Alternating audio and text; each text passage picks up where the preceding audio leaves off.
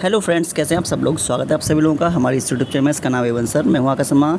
एक बार फिर आप लोगों के लिए इंपॉर्टेंट वीडियो लेकर आया हूं और इस वीडियो में आप लोगों को जानने को मिलेंगे कि आज जो आपको एमयू का जो पेपर हुआ है उससे संबंधित हम इंपॉर्टेंट क्वेश्चन देखने वाले हैं कि कौन कौन से क्वेश्चन आप लोगों के पेपर में आए थे। ठीक है, तो पूरा हम एनालिसिस करने वाले हैं पेपर का। तो अगर आप लोग देखना चाहते हो कि आपका कितने क्वेश्चन सही गए और प्लस इसके साथ साथ में कि आप लोगों की मैं कट ऑफ भी बताऊँगा कि जो इंटरनल वाले बच्चे हैं उनकी कट ऑफ कितनी जाएगी और जो एक्सटर्नल वाले जो बच्चे हैं उनकी कट ऑफ कितनी जाने वाली है, उसको भी हम डायरेक्ट डिस्कशन करेंगे।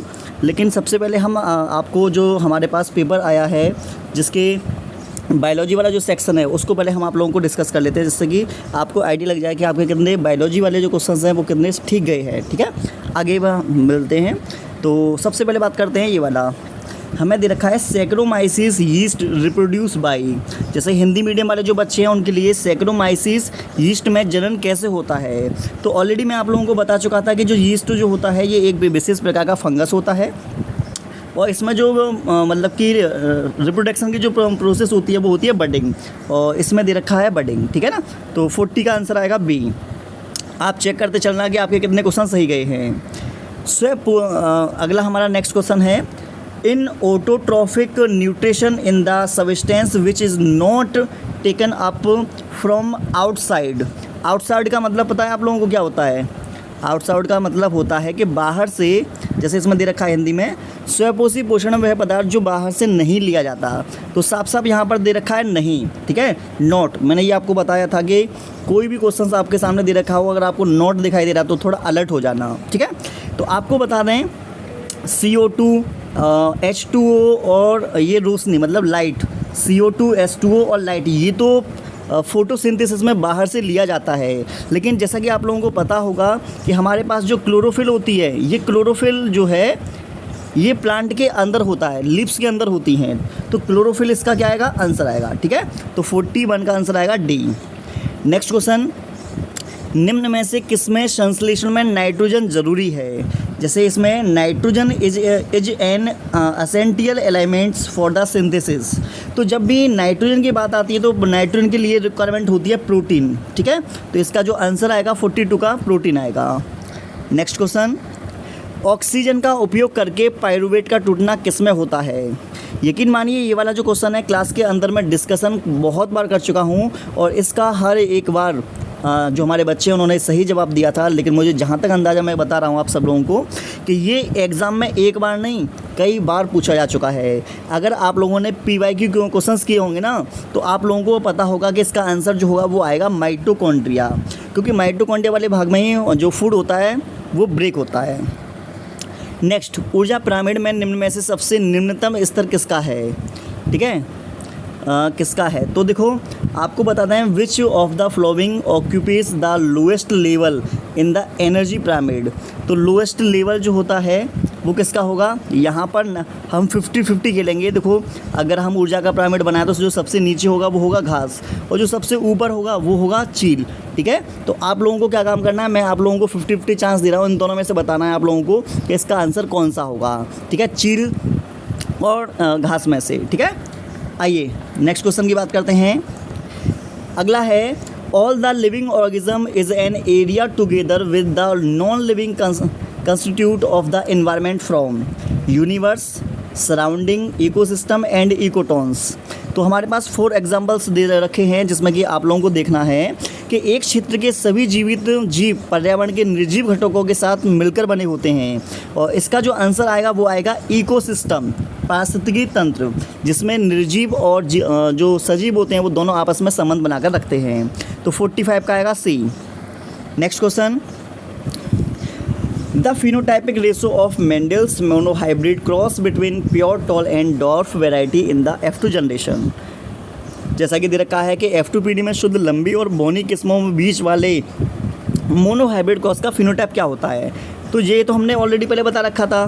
फिनोटाइप की बात करेंगे तो 3:1 आएगा। क्या आएगा? 3:1। लेकिन अगर ये डाई हाइब्रिड क्रॉस होता तो 9:3:3:1 ये वाला आता। ठीक है, और अगर इसमें जीनोटाइप पूछा जाता तो 1:2:1 आता। लेकिन हमें उनसे क्या काम, हमें तो दे रखा है ना, हमें तो मोनोहाइब्रिड क्रॉस दे रखा है। ठीक है, तो हमारा तो 3:1 आ जाएगा। नेक्स्ट, निम्न में से कौन सूक्ष्म पोषक है? सूक्ष्म का मतलब होता है कम। Which one is considers as micronutrient? तो इसमें आंसर आएगा मोल्बिडेन, क्योंकि जो कैल्शियम है, मैग्नीशियम है, नाइट्रोजन है, ये मैक्रोन्यूट्रेंट होते हैं, जबकि मोल्बिडियम जो होता है ये माइक्रोन्यूट्रेंट होगा। अगला, वर्गीकरण में किंगडम प्रोटिस्टा में शामिल है। In classification the kingdom protista include. तो आपको बताना प्रोटिस्टा में कौन से आते थे? यूनिसेलुलर और यूकैरियोटिक जीव आया करते थे। तो इसका आंसर जो आएगा वो 48 का ए आएगा। नेक्स्ट, निम्नलिखित में से कौन सा ट्रिप्लोब्लास्टिक पशु नहीं है?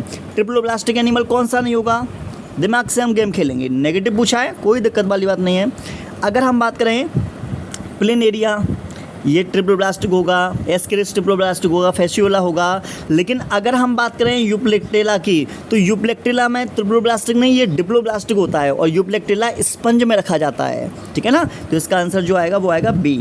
कौन सा आएगा? बी आएगा इसका आंसर। ठीक है। नेक्स्ट क्वेश्चन, चावल के खेतों में कौन सा जलीय फंड हरी खाद के रूप में मिट्टी में मिलाया जाता है? तो इसका आंसर जो आएगा, मिट्टी में जो मिलाएंगे ना, वो हमारा आंसर आएगा एजोला को। ठीक है, क्योंकि एजोला एक जलीय फंड होता है और ये चावल की खेती के लिए अच्छा माना जाता है।